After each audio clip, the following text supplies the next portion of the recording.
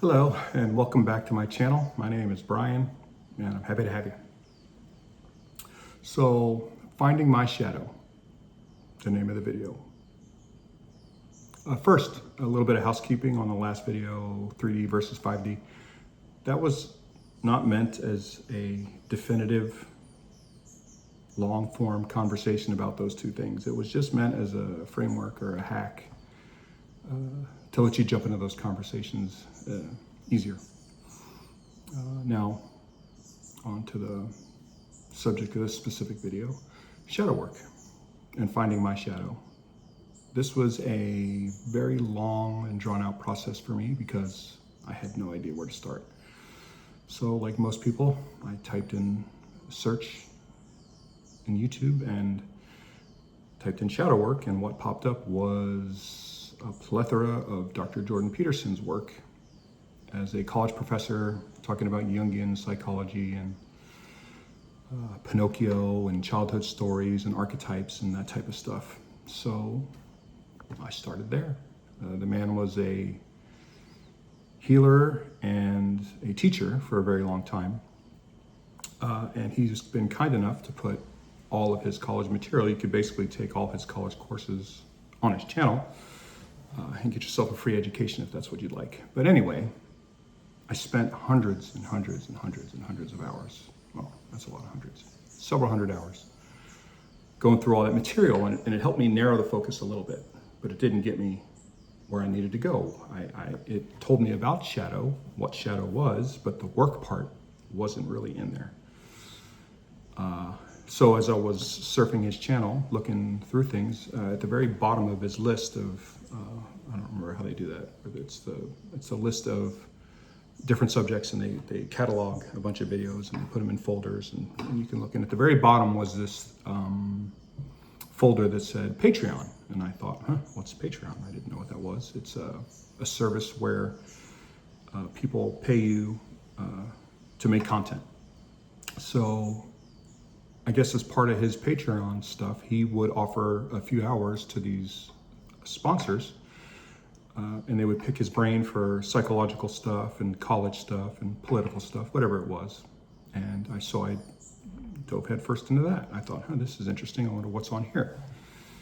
And he was giving guys, mostly men, but I'm sure there were women involved too, but he was giving people advice like a psychologist. Like basically, they would give him a question and he would answer it like he was at his practice. And the thing that triggered me, I guess is the right word, gave me a download, an epiphany, was he kept saying, I saw it 3 or 4 times throughout the I don't know, 20, 30 videos that were there, that if you had a memory that lasted longer or that was older than 4 months and caused some kind of an negative emotional trigger, that was something that you needed to go back and heal. Like that was your mind, your subconscious telling you, you have a problem here and you need to solve it. Otherwise, I'm just going to keep giving you an alert. Hey, look at this, look at this, look at this, look at this. And I realized 4 months, I thought, I've got memories from childhood. I'm in my 50s. And I've got memories from my young childhood that are very emotionally charged for me. So I guess I better start with those, right? So again, oops, I'm sorry for that. Chair was very loud. I didn't really know, and then he started to talk a little bit about how you heal something like that. And it was basically that you had to go back in your memory and like visualize it, put yourself in that moment. And like say, for me, one of my childhood traumas was I was abused by a babysitter, female. I guess that really doesn't matter, but in a very inappropriate way. And that was the one that really stuck out to me. So basically he said, you go in there, you visualize that, you go in as the adult, and you tell the child, hey, don't worry about this. I got this. It's not your fault. You didn't do anything wrong, and this will never happen to you again. and you hug them. You have to really, and you hug them and you reassure them, and that will trigger some emotion for sure. And that's the start of the healing, right? And the other half of that, which is much more difficult, is because carrying around resentment, which I did for this person, that's like poison, and you're holding on to that, and you don't want to hold on to resentment because it'll just poison your soul. So, for your own good, not so much for theirs. You can have sympathy for them. You can even love them if you get far enough down that road. That's where you'd like to get, is forgiveness and love. But at first, just letting go of the resentment is a really big step and a really helpful step to take. But I wasn't sure if I was going to include this, but my intuition says to go ahead and include this.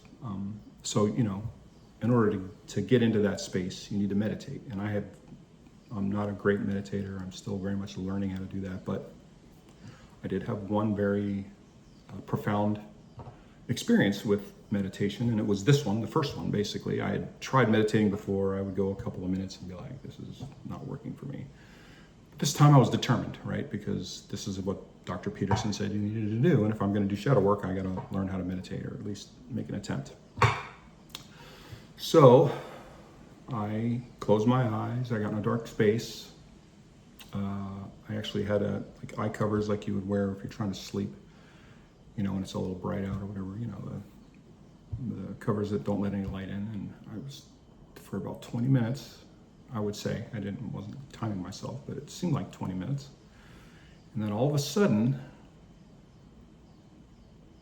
I was transported. It was very strange, but it also felt natural in a way. So I did what was, I guess, called, I've since researched, and it's called bilocation. And it wasn't like a split screen, it was like an overlap screen, but I saw both at the same time. And it felt very natural. Don't ask me why, it just felt normal, like I'm bilocated, I'm in two places at once. And in the one place, I was in a cave, and it was a very long cave with I don't know where the light was coming from, but it was fairly well lit, and it had sand on the bottom of it and these little obsidian eggs, but they weren't fully egg shaped. It was like the two wide ends of the egg, so it was like a cylinder, but about the size. They were about the height and width of an egg, like dimensionally, and they were a lot of really small ones mixed in with this pure white sand.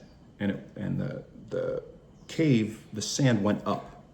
So as you went further down the cave, there was higher and higher sand, and these little obelisks, little pieces of obsidian, were getting bigger and bigger the further you went down. So I'm walking down this cave and I'm looking and I'm picking them up, and as I pick one up, and it's a memory, like just a random, me at a movies kind of memory. And I was like, oh wow, that's odd. And in the other location, it was also me. I was walking across a lake, but the lake was black. The sky was black, but yet there was still some kind of ambient or light. It wasn't dark, but it wasn't light. It was just enough to see. And I was walking across the water, but the water had a membrane on it that was like one atom thick. And the strange thing about this whole meditation vision thing was everything was very, very vibrant. Like I could look, if I looked at the water, I could see all the way down to the molecular level. And as I'm walking across this lake, and it's like the water's compressing under my feet as I'm walking, and I'm making my way. I don't know why I'm going across. Actually, the me in the memory knew why I was going across. There was like a thing that was going to happen when the me that was in the cave reached the end of the cave, and the me that was in the lake, and something was going to happen when I got to the center of the lake and when he got to the end of the cave. So they're both progressing as he's starting to have to now where he's actually crawling in the cave, because now the sand levels come up very high, and I'm getting closer and closer to the ceiling, and these eggs, these obelisks, are getting bigger and bigger and bigger. And I'm touching them, and they're getting to be more and more of my stronger memories. And I see at the very end, there's a whole bunch of really big ones, like buried in the sand. And some are sticking up just the edge of them. Some of them are fully on top. Some I'm sure were buried. And I get to the center of the lake. and there's like telepathy between the two of me, and the one in the lake goes, okay, get ready. And the one in the cave's like, not speaking, but he's like, okay, I'm ready, let's go. And all of a sudden I plunge into the lake. The membrane lets go, and I'm underneath the water, and I'm holding my breath, but I'm not panicking. It's like there's now a thing. The me in the cave has enough time to go through these eggs and pick out the ones that he wants.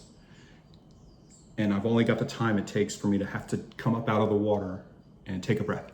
So I'm holding my breath, and the other me is going through these things as fast as he can, and I find that memory, that one, and I find another memory, and they're the biggest ones, and I'm digging and I'm digging and I'm digging and I'm digging. I'm holding my breath. I get a third memory. I'm digging. I don't want that one. I don't want that one. I don't want that. Oh, there, and I finally grab one more, and I've got 4. I'm holding them, and then the lake me lets the air out, and all of a sudden gets lifted up out of the lake and starts walking his way back to shore. And I realize, like, okay, these are the 4 really, really prevalent memories from my childhood that I really need to go and address if I'm going to start doing this thing where I'm healing myself. And then I woke up, and it was like, wow. Or not really woke up. I came up, it disappeared. That thing disappeared, and when I was in the cave, I was like, okay, this one, and then that's that memory. This one, that's that memory. This one, this is this memory, and then this one, this is this memory. And that's how I started. I got those. I had that dream, or whatever you would call it, in my first meditation. I've never had anything like that since. And then I realized, like, okay, so this is what I got to do. These 4 big memories, I'm going to have to go back. I'm going to have to reassure the child, or whatever it was. One was like a bullying incident. One was what were the 4? Oh, something with the other 2 with my parents. We don't really need to go into that. It's not really going to be helpful. But the thing I think that was, the trigger was learning, what is your shadow? And your shadow is basically formed when you're little. It starts forming when you're little. And it's each thing that you have a really negative memory towards. You were abandoned, you had abusive parents, you had an abusive brother,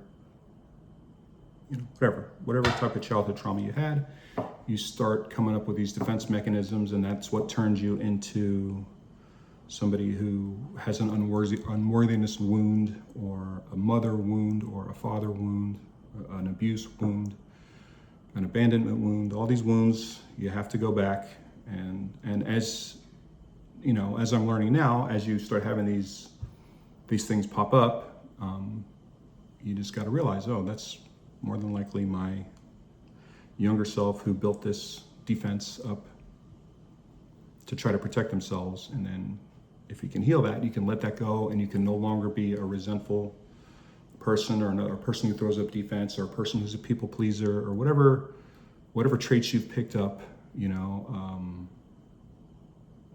fear of abandonment, those kind of things. So that was my experience. It took me 6 months, of reading all of Dr. Peterson stuff to finally have that epiphany where it was like, oh, any kind of invasive memory that's older than 4 months is an alarm from your subconscious telling you need to address this, or it's just going to keep coming. And like I said, I had ones from very, very early in my childhood. So hopefully you'll find this one helpful. This is I try to put this together so that it would maybe save you some time. I mean, it was probably time for me well spent reading stuff about Jung and all that. It's all very helpful. I also saw a video actually today that explained this whole concept a little bit cleaner than what I just explained it to you, but because I didn't go into the real full depths of shadow work, I just tried to give you some hacks and some milestones that might be helpful to accelerate your progress, so it doesn't take you 6 months to get where I got. It should probably only take me a couple of weeks if I'd had some good guidance. Anyway, the video that I saw today was a gentleman named Lewis, Lewis, Howes, Howes, and his guest on the show was Katie Clark. Now, the title of the show doesn't say anything about shadow work, but believe me, that's the main gist of this of the interview, and it's really, really helpful. I found her to be, and him. He's a very good interviewer, but I found her specifically to be very able to break this stuff down in a very digestible way. So I would suggest going to watch that video. He's a big channel. Should be very easy to find. Lewis Howes and Katie Clarke, Clarke. And I think I'll wrap this up here. It was nice talking to you again. Hopefully I'll have another idea for another video soon. I love you, and you are worthy of all the love in the universe, and I'm sending you mine. Thank you.